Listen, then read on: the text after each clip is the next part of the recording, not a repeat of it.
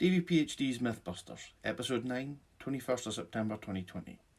Many things are said about various issues surrounding Scotland, our relationship with the UK, the EU, independence, etc. So in these videos, I'm going to bust the myths that many people believe. This week's myth is the one where people say, if Scotland leaves the UK, we'd lose our clout on the world stage. Whilst it's certainly true that the UK, as one of the G7, a permanent member of the UN Security Council, etc., is a big global player, this does not mean that the UK is well or fairly governed. This argument also overlooks something that should be glaringly obvious. As part of the UK, Scotland currently has no global standing at all. In fact, the only way to claim any global standing at all for Scotland is for us to be a normal, independent nation. The UK clout argument is drawn from an earlier age of power politics, of UK membership of the UN Security Council, the G7, nuclear weapons, and the delusions of empire. It harks back to a time when everything was a pissing contest between superpowers, and is not a very forward-looking case for 21st century diplomacy.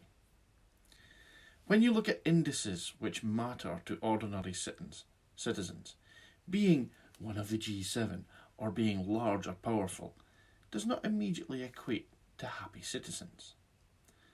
Of the 152 states ranked on the World Happiness Index, you have to go all the way down to number 11 on that chart before you find a G7 nation.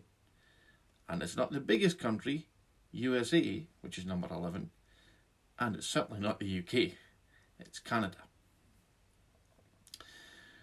When we look at the top 10 and what I would consider is a much more important measure of international standing, it's dominated by the nations of the Nordic Union and other small independent countries like New Zealand, most of which are more socialist in their principles. Even if the comparative size of a nation's economy was a true indicator of a country's standing in the world, the UK is on a downward spiral. In 2017, the UK economy was the 5th biggest in the world. By 2019, we'd slipped back to 6th biggest, and we are expected to continue to slip back to at least 7th. Added to which, the UK government, in their hubris, has basically shown 2 fingers to the entire world, with a reckless threat to the EU to break international law if we have no deal. This jeopardises trade with the rest of the world, as if we treat Europe like that, who are our closest allies and friends, no one will ever trust us again. This exceptionalism is only going to continue to damage the UK's standing, thereby dragging Scotland down with the sinking ship Britannia. Now, biggest isn't always best. The current COVID-19 crisis has shown us that it isn't the global major players that have managed this crisis most effectively. New Zealand and Vietnam have shown the way to the rest of the world. Sadly, the larger countries with more populist leaders, yes, US and UK, I'm looking at you, have not heeded those lessons. When you look at the record of the UK over the last few years, it's clear that the UK's international standing is actually taking a hammering, and on the current trajectory will most likely continue to do so. There are currently 195 sovereign states in the world. Even if Scotland were ranked 196, we would have more international standing than we currently have. But if anyone believes that our country, with 90% of the UK's fresh water, 26% of the UK's renewable energy and 90% of the UK's hydropower,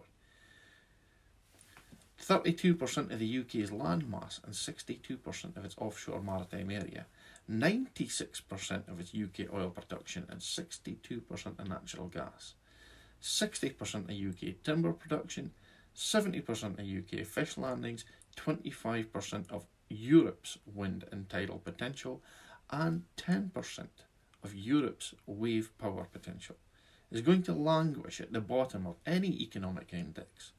Just does not get it. While admittedly we wouldn't be an economic major player like the G7 nations. We'd have a robust enough economy to fund a major crack at the top 10 in the World Happiness Index. And isn't that what really matters to Joe Public?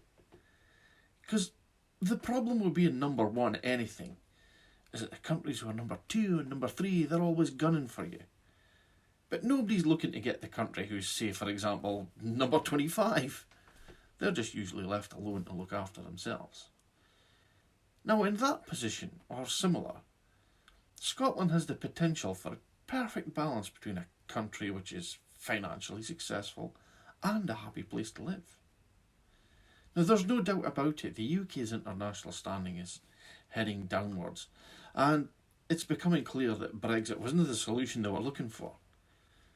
But this isn't necessarily a bad thing. All great empires fall, and it seems just like the Greeks, the Persians and the Romans, the UK's time's up. Of all the small nations on this earth, perhaps only the ancient Greeks surpassed the Scots in their contribution to mankind. Do you know who said that? It was Winston Churchill who said it.